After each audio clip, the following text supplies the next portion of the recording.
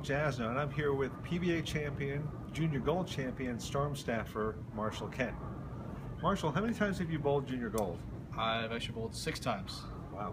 So when you went to your first junior gold, did you know what to expect, or was it kind of weird? It was pretty intimidating, I'm not going to lie, because the only thing I'd bowled up to then was little regional, youth tournaments or whatever up in Washington State. And so going into this, I knew it was a national tournament, but Right. I didn't realize how big it actually was. So we went to the exhibition days or whatever with all the booths, and to see all these bowlers from all over the country was actually pretty intimidating. And so, wow, Okay. this is a lot of people. So you bowled 6 times. Yep. How were your results? The first 3 were not very good. Actually, the first time was the worst. I think I finished in the 400s, to be honest. Wow. So then that year, my dad stuck around and watched the top 16. I think actually in Buffalo, I think it was the top 14. They Okay. changed the format that year, and he kind of took what all the finalists were doing with their games, and we started incorporating it into my own game Right. to try to improve for the next year. So the next year was a little better.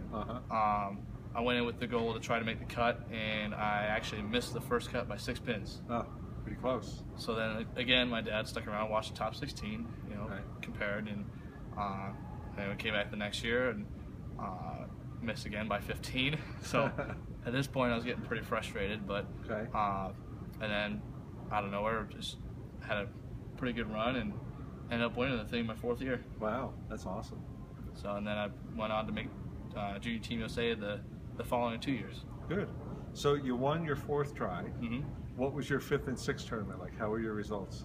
I actually finished 4th the year after I won. Great. And then I finished 5th the year after that. So it That's was pretty good. So 3 top 5s, and 3 top 5s is really awesome in junior gold. yeah, Okay. I was happy with it. Now, since junior gold, you bowled in college, Mhm. you bowled pro tournaments in the States and overseas. Mhm.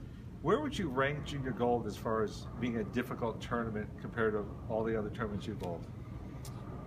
It's tough to say. As a youth, it's definitely one of the most difficult tournaments to win. I 'Cause agree. it's not just a tournament where there's quite a few people. That everybody who's anybody's at that tournament Right. of youth bowling, and so And on tough conditions. and on tough conditions on top of that, and it's a long format, so Yeah. it's a really long week. I think the year I won, we ended up bowling over 50 games Wow. that week, I believe. Huh. Long format, mentally draining, physically draining, and not only that, you're bowling against people that are just as good, if not better than you are. Right. So, So for the junior gold bowlers out there that are going this year in Chicago, what's your advice for first timers? just spares, to be honest. Okay. That's the biggest thing for me that I learned over the years, is just you got to make your spares. You got to pick up what you leave, and the ones that pick up their spares are the ones that make the cut, and the ones Right. that actually make the top 16. And I think that's the absolute biggest thing that I've learned from junior gold. That's good advice. Especially when the lanes are tougher, you're not going to strike as much. Spares become more important. Exactly. And not only that, but you have to be mentally patient. I know my first year, I wanted to go in and just strike on every ball, and I didn't care what was out there. I just wanted to strike every time.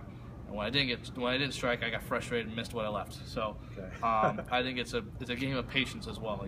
Great. You gotta just take what you leave and say, okay, just make my spare, move on, make a good shot the next shot, and just take it one shot at a time, because it's a long format. You don't have a 3-game sweeper to make the cut. You have 15 games or Right. 18 games or however many it is this year. Yeah. So you have time. You can make mistakes and get away with it. It's just you got to be patient enough to get past those mistakes and Right. be able to recover. Correct. And you can't, mentally, if you go negative in your mind, your game follows pretty quickly. Pretty quickly, yes. Yes. And it's always a challenge to stay positive in bad situations, but the better you do that, the better the results usually. Right? Exactly, yeah. So what advice do you have to somebody that's been for a couple of years and has not had good results yet?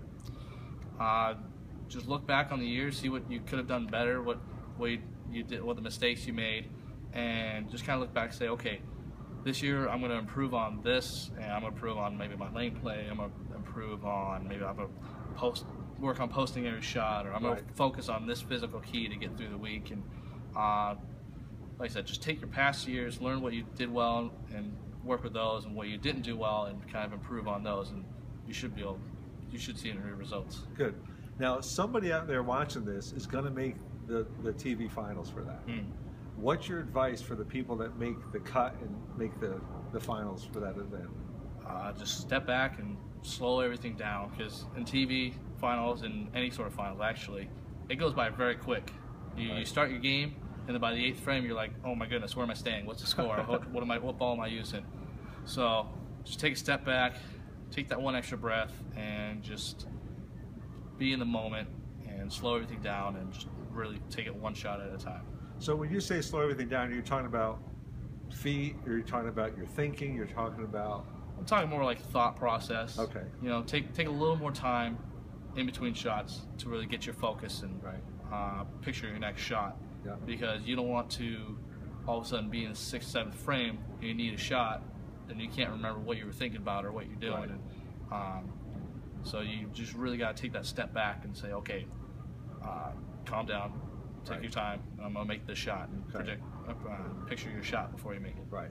So you've been in high pressure situations, not only junior gold, but collegiately, professionally. When you start to feel nervous, what do you do to combat those nerves? That's when I take that extra step back, take that extra second and say, just take a deep breath and kind of just try to make sure my heart rate's in check. Say, okay, picture a shot and then execute the shot. I mean, you've thrown thousands on thousands on thousands of bowling balls. You know how to make a shot. Right. You just have to step back, picture it, and let yourself do it. Correct. I agree. If your brain gets in the way, it's usually not a very good shot. No, not very often. Okay. And the temptation in those situations is to be a little bit more careful. Okay. But as you know, and I know, when you're more careful, that doesn't work out great either. No, it doesn't. So I think the other good piece of advice that we talked about earlier is to stay as relaxed and positive as you can. Yes, absolutely. Okay. That's a huge thing, is staying positive. Yeah. Okay, great. All right, good advice, Marshall. Thanks for taking the time to be with us. Yep, thanks for having me. Okay. Yeah.